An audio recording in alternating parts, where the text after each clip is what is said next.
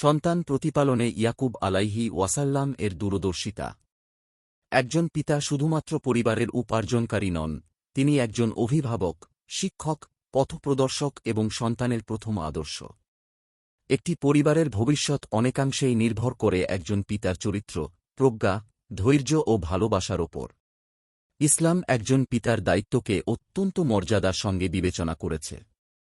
মহান আল্লাহ বলেন, হে ঈমানদাররা! তোমরা নিজেদেরকে এবং তোমাদের পরিবার পরিজনকে সেই আগুন থেকে রক্ষা করো, যার ইন্ধন হবে মানুষ ও পাথর। সূরা তাহরিম আয়াত ৬। অন্যদিকে রাসূলুল্লাহ সাল্লাল্লাহু আলাইহি ওয়াসাল্লাম বলেছেন, তোমাদের প্রত্যেকেই একজন দায়িত্বশীল এবং প্রত্যেককেই তার দায়িত্ব সম্পর্কে জিজ্ঞাসাবাদ করা হবে। একজন পুরুষ তার পরিবারের দায়িত্বশীল, তাই সে তার অধীনস্থদের সম্পর্কে জিজ্ঞাসিত হবে। সহিহ বুখারী, হাদিস ৮৯৩। কোরআনে মহান আল্লাহ এমন একজন পিতার জীবনের চিত্র অঙ্কন করেছেন, যিনি যুগে যুগে সব বাবার জন্য অনুসরণীয় আদর্শ। তিনি হলেন মহান আল্লাহর নবী ইয়াকুব আলাইহি ওয়াসাল্লাম। সন্তান প্রতিপালনে ইয়াকুব আলাইহি ওয়াসাল্লাম এর দূরদর্শিতার ৫টি দিক তুলে ধরা হল। ১. হালাল উপার্জন ও দায়িত্বশীলতা। নবী ইয়াকুব আলাইহি ওয়াসাল্লাম ছিলেন পরিশ্রমী ও দায়িত্ববান একজন পিতা। ঐতিহাসিক বর্ণনা অনুযায়ী তিনি মেষপালন করতেন এবং নিজের পরিবারের জীবিকা হালাল উপার্জনের মাধ্যমে নির্বাহ করতেন। কঠিন দুর্ভিক্ষের সময়ও তিনি দায়িত্ব এড়িয়ে যাননি, বরং সন্তানদের মিশরে খাদ্য সংগ্রহের জন্য পাঠিয়েছিলেন। সূরা ইউসুফ আয়াত ৬৮। তাই একজন আদর্শ পিতার উচিত সন্তানকে শুধু অর্থ নয়, হালাল রিজিকের ব্যবস্থাও করে দেওয়া। ২. সন্তানের কল্যাণে অবিরাম দোয়া ও উপদেশ। নবী ইয়াকুব আলাইহি ওয়াসাল্লাম এর সন্তানরা তাঁর সঙ্গে অন্যায় আচরণ করেছিল।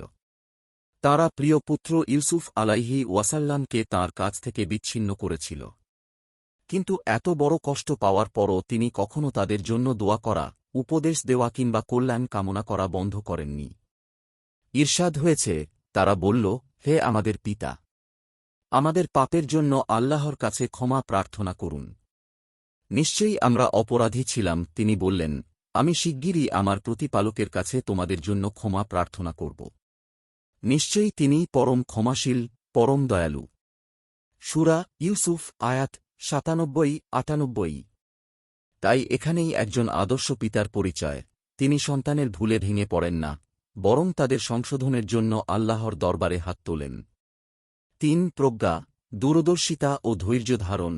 যখন ছেলেরা ইউসুফ আলাইহি ওয়াসাল্লাম এর জামায় মিথ্যা রক্ত লাগিয়ে এনে বলল যে নেকড়ে তাকে খেয়ে ফেলেছে, তখন ইয়াকুব আলাইহি ওয়াসাল্লাম তাদের কথাকে অন্ধভাবে বিশ্বাস করেননি।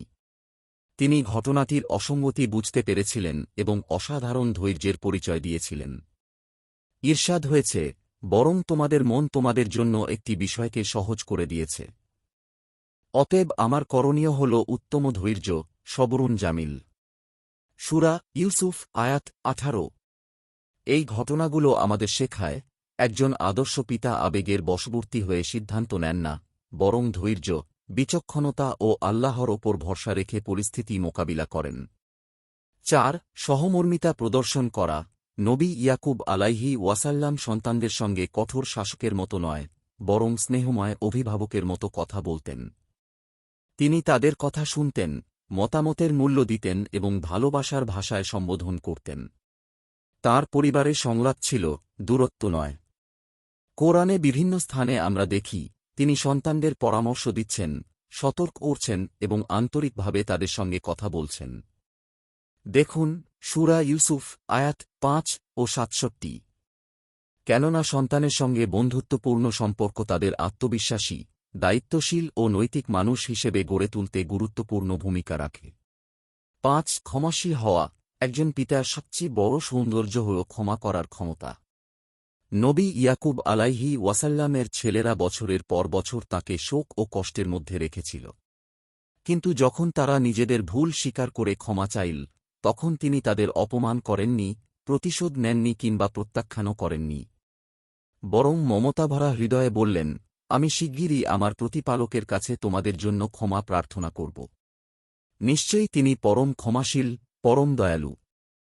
সূরা ইউসুফ আয়াত ৯৮।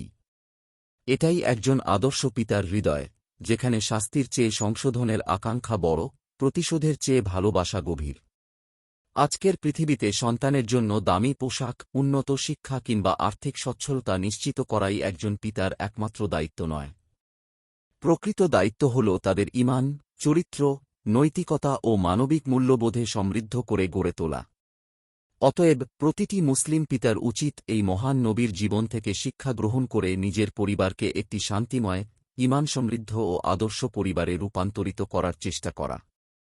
কারণ একজন সৎ পিতা শুধু একটি সন্তান নয়, বরং একটি প্রজন্মকে গড়ে তোলেন। আর একজন আদর্শ পিতার সুশিক্ষা ও সৎচরিত্রের প্রভাব সমাজ ও জাতির ভবিষ্যৎ নির্মাণেও অনন্য ভূমিকা রাখে। আল্লাহ তাআলা আমাদের সকল পিতাকে নবী ইয়াকুব আলাইহি ওয়াসাল্লাম এর উত্তম চরিত্র অনুসরণের তৌফিক দান করুন এবং আমাদের পরিবারগুলোকে ঈমান, ভালোবাসা ও কল্যাণে পরিপূর্ণ করে দিন। আমিন। আপনার একটি শেয়ার হয়তো কারো জীবন বদলে দিতে পারে।